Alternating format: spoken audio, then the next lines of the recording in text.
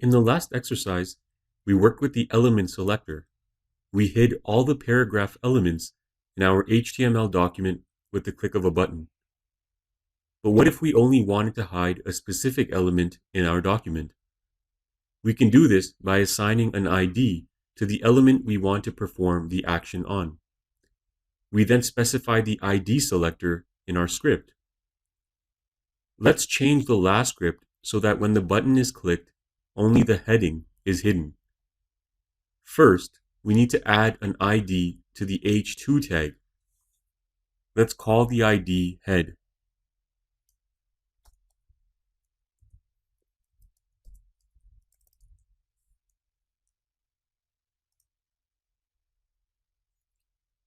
Now we can amend the selector in our script to hide only the element that contains the head ID.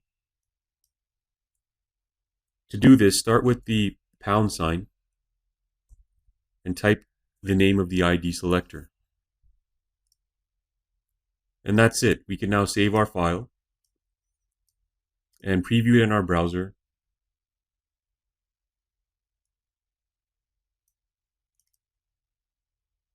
So we can see that now when we click the hide button, only the text in the h2 tags disappear.